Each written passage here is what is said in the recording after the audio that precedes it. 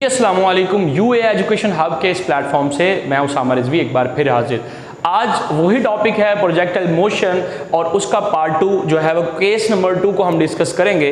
पहले डायग्राम कुछ थी कि छत से बॉल नीचे फेंकी है, अब वही वो असल एग्जांपल आ गई है कि जो एक फुटबॉलर प्लेयर होता है, ठीक है, वो क्या करता है, बॉल को किक करता है यहाँ से और बॉल इस तरह से इस पॉइंट पे जाती है। ठीक है, ये वही बात है जो ऑलरेडी हम कर चुके हैं और कुछ चीज़ें मैंने ऑलरेडी बताई थी। Suppose a projectile is fired with initial velocity at angle theta with horizontal, let initial velocity x equal to vi cos theta, vi y equal to vi sin theta. दोबारा वही बातें ऑलरेडी हम discuss करेंगे। कहाँ पे लिखें, हम इसको यहाँ पे लिख देते हैं भाई। मैंने पहले बताया था कि जो वेलोसिटी है, मैं बार बार याद कराने की कोशिश कर रहा हूँ, ठीक है जी। जो वेलोसिटी है एक्स एक्सिस उसके साथ ही लिख देते हैं। ये देखें, जो वेलोसिटी है एक्स एक्सिस की हॉरिजॉन्टल, पता है आपको भाई क्या थी? अपनी कॉपी साथ खोल के रखें, देखें लास्ट लेक्चर में क्या पढ़ाया था। एक्स एक्सिस की जो हॉरिजॉन्टल मोशन है वो क्या है? वो ड्यू टू इनर्शिया क्या रहेगी? कांस्टेंट। जब एक्स एक्सिस की कांस्टेंट है तो एक्सेलरेशन क्या रहेगा? ज़ीरो। ठीक है, ये ऑलरेडी हमने बात सीखी है। और अगर वाई एक्सिस की बात की जाए, वाई एक्सिस में वेलोसिटी क्या रहेगी? वाई एक्सिस में अगर वेलोसिटी क्या है,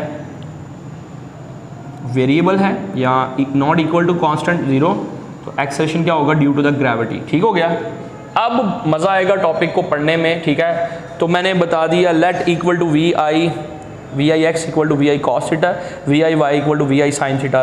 तो हम इसके दो केस देखेंगे, एक है हॉरिजॉन्टल, एक है भाई वर्टिकल। भाई हॉरिजॉन्टल केस में क्या होता है, देखिएगा ज़रा, हमारे पास फॉर्मूला है, क्वेश्चन है, question number 1, vf is equal to vi plus a t। ठीक है, हमें पता है कि वेलोसिटी कांस्टेंट है, तो बिल्कुल कांस्टेंट है, तो vi x के साथ आ जाएगा cos थीटा। एक्सेलरेशन की जगह पे क्या आ जाएगा? ज़ीरो पुट कर दो भाई, मैं करके देख लेता हूँ भाई। तो t से अगर मैं इसको मल्टीप्लाई कर दूंगा, फैक्टर सारा ज़ीरो, तो at the end vi x cos theta. जो मैंने आपको क्वेश्चन कराई थी ना, कौन सी वाली, आपको याद होगा, न्यूटन सेकंड लॉ मैंने पढ़ाया था फिजिकल टू m में, f अलॉन्ग एक्स एक्सिस में ज़ीरो रहती है और m जब मल्टीप्लाई इधर साइड पे जाके डिवाइड हो जाएगा। तो वो मैंने केस ऑलरेडी बताया, वो केस पे यही बता रहा है कि भाई हमारे पास इनिशियल वेलोसिटी जो एक्स एक्सिस की होती है वो क्या रहती है? रहती है हमेशा। ठीक है, मैंने एक्स एक्सिस के नीचे सारे साइन भी लिख दिए, ये वाई अगर एक्स कर देता हूँ। अब vertical component of the velocity को देखते हैं भाई। वर्टिकल में गौर करना अब आपने भाई, मैं अब समझाने जा रहा हूँ ये डायग्राम। अगर ये डायग्राम सीख ली ना तो आगे वाली चीज़ों में मसला नहीं होगा। देखें, एक्स एक्सिस की जितनी भी हमारे पास क्वेश्चन है ना, उसमें चेंज नहीं आ रहा। क्वेश्चन कह रहा हूँ, एक्स एक्सिस में जितनी भी हमारी हाइट है प्रोजेक्टाइल जो है, उसके अंदर कोई भी चेंजिंग नहीं आ रही। जबकि वाई एक्सिस में देखें, वाई एक्सिस यहाँ पे क्या हो रहा है? ज़ीरो से स्टार्ट हुआ, इंक्रीज होता गया, यहाँ पर आ गया भाई। ये पॉइंट है कौन सा? Maximum height.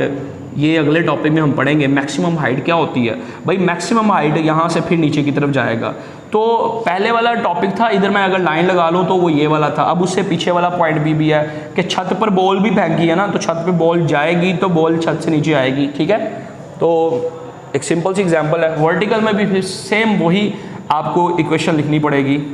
ये मैं लिख देता हूँ, vf y equal to vi sine theta और प्लस at आ गया।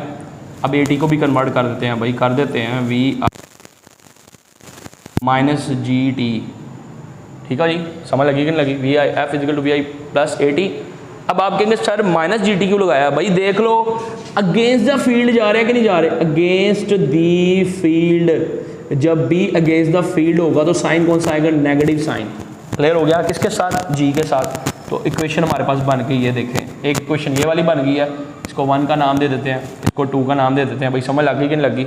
दोनों के कंपोनेंट्स मैंने निकाल दिए। जब दोनों के कंपोनेंट्स निकाल लेते हैं तो फिर क्या निकालना पड़ता है? फिर हमें कंपोनेंट के साथ साथ उसका मैग्नीट्यूड डिफाइन करना पड़ता है। भाई मैग्नीट्यूड क्या होगा? v निकालना पड़ेगा इक्वल टू, ठीक है, वी एफ एक्स, ठीक है, का square plus v F y का स्क्वायर अंडर रूट, ठीक है जी। स्क्वायर से अंडर रूट कैंसिल, तो फिर हमें डायरेक्शन फाइंड करनी पड़ेगी। डायरेक्शन के लिए क्या करना पड़ता है भाई, डायरेक्शन के लिए टेन थीटा या फाई ले लें, phi equal to V F Y over V F x, ठीक है जी। फाई इधर ही रह गया, टेन क्या हो गया, inverse V F Y over V F X. लो जी, ये आज का टॉपिक केस नंबर 2 भी कंप्लीट हो गया।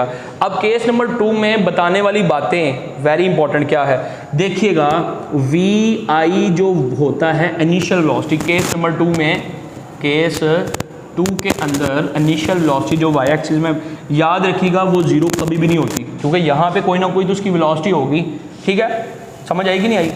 इसका मैक्सिमम हाइट के ऊपर जो आपकी v i v F y final velocity y axis वाली, ये वाली वी एफ वाई एक्सिस वाली क्या हो जाती है, जीरो हो जाती है। ये याद रखना है, वी एफ वाई वाली जीरो हो जाती है, वी एफ वाई वाली जीरो हो जाती है। मैं फिर बता रहा हूँ, वी एफ वाई वाली जीरो हो जाती है। तो भाई क्या, वी आई एक्स वाली वी वाई एक्स वाली क्या रहेगी भाई, ये तो कांस्टेंट है, ये तो हमने कंपोनेंट्स में भी सीख लिया।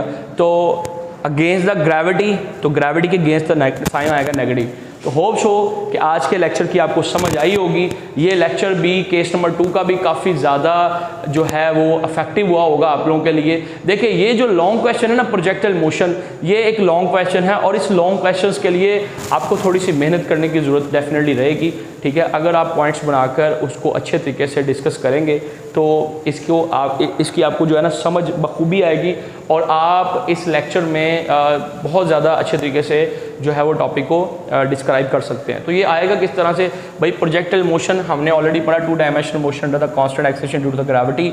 उसके बाद उसकी मैंने एग्जांपल्स 2 दी हैं, ठीक है। उसके बाद मैंने आपको रमज़ान कप की एग्जांपल समझाने के लिए दी है।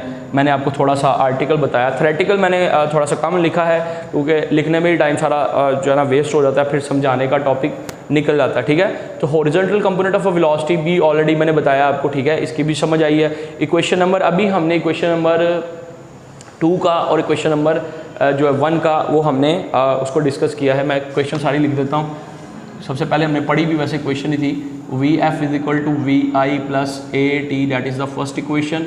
उसके बाद S is equal to V I T plus 1.5 A T का square, question number 2 and 3, 2as equal to we F square minus V I का square, that is the third equation. Clear है।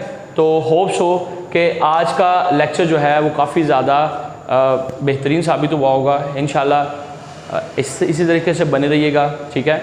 और हमारे इस चैनल को subscribe कीजिएगा, अपने comment से हमारे इस चैनल को बताइएगा, ठीक है। आने वाली जितनी भी वीडियोस हैं उस वीडियोस पे कमेंट्स, लाइक, और अगर किसी भी टॉपिक पे आपको समझ ना आए तो ज़रूर बताइएगा, ठीक है। मुझे, उसामा रिजवी को और मेरी पूरी टीम को दुआओं में याद रखिएगा, यूए एजुकेशन की पूरी टीम को। इंशाल्लाह नेक्स्ट मुलाकात में, नेक्स्ट जो है लेक्चर में मुलाकात होती है। फ़ी अमानिल्लाह।